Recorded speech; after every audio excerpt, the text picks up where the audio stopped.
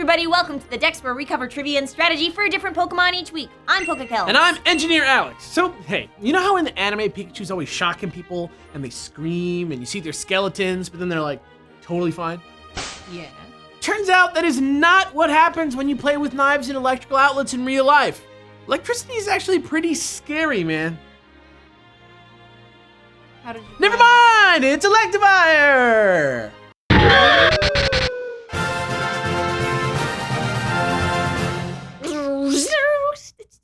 Electivire is the Thunderbolt Pokemon from Gen 4. He was added as the final evolution of the Electabuzz line in Diamond and Pearl, and he evolves when traded while holding an Electrizer. Elekid, the baby of the line, has a plug for a head and Electivire has an outlet on his back.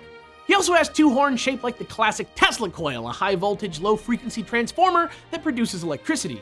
You might recognize it as that cool 5,000 ticket electricity ball at Dave & Buster's. Electivire's coils are said to emit bright blue sparks between them as his electrical charge increases, and if that happens, be super careful because those are some super dangerous levels of electricity. Electivire's name comes from electric and wire, as in live wire, which can mean either an energetic and unpredictable person, like Kelly, or a literal cable with electricity running through it. And call me crazy, but I think ire is in there too as a reference to its hot-headed aggressiveness. Its design is loosely based on a large ape, and honestly, it's always sort of reminded me of those big wide-faced male orangutans, or, you know, my Pokemon-obsessed boyfriend and co-host. Either way, the animal influence is much less strong than its electrical one. Oh man, and he is totally all about using electricity as a weapon! Yeah, dude, so this week we here at the Dex have a new and ridiculous segment for you all about Pokemon who work like real-life weapons. Oh, can we call it Lethal Weapon? No, that's already... No, let me finish. Lethal Weapon 2. Ugh. Look, you know what? Fine. Yeah, let's actually just do it. Ladies and gentlemen, here's our new ridiculous segment, Lethal Weapon 2. I'm not a cop tonight, Raj. This is personal.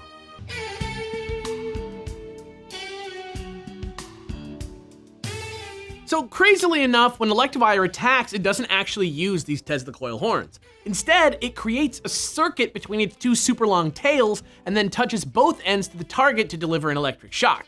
The Pokedex says that shock's about 20,000 volts, which means that Electivire is basically a walking taser.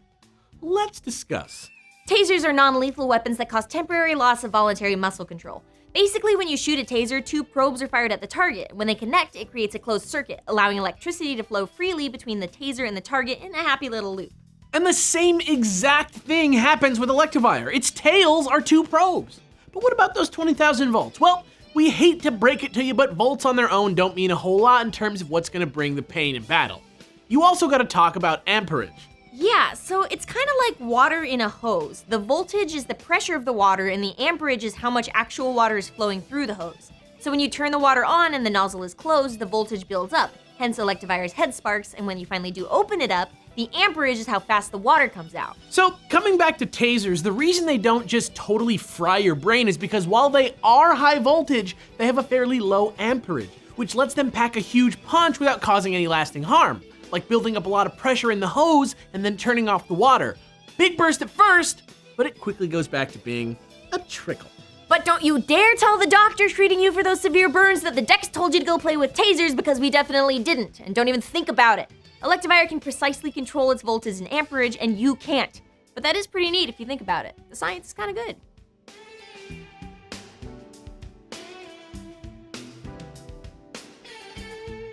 See, that was a fine segment with a fine title. Yeah, I'm just saying it also did $227 million at the box office in 1989. I don't believe I've ever heard of that. What are you talking about? Never mind. Look, don't you have a job to do? Oh, yeah, right. Who are we doing again? Electivire. All right, Gen 6 Electivire battle strategy starts right now.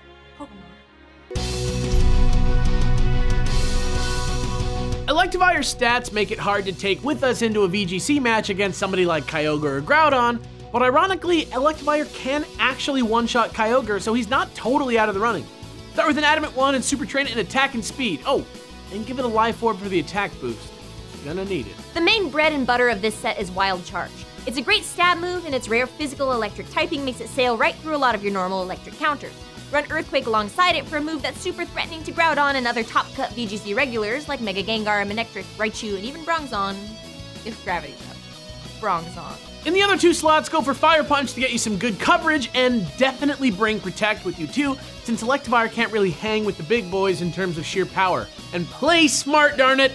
you're gonna use your favorites, you gotta have passion, bros! Of course, that's not the only way to train an Electivire, so as always, here are a few random thoughts. Electivire is the king of coverage, and some other great options include Ice Punch, Cross Chop, Hidden Power Grass, and Iron Tail.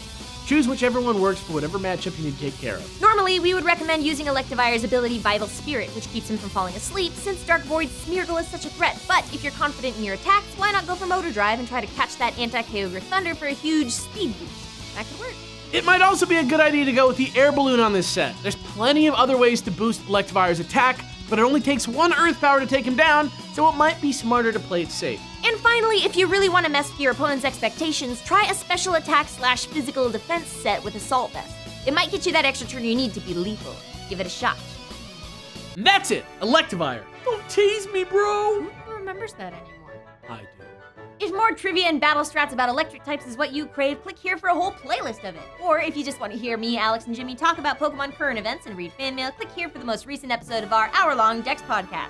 I'm PokeKellz. And I'm Engineer Alex. Tune in next week for another airy episode of The Dex.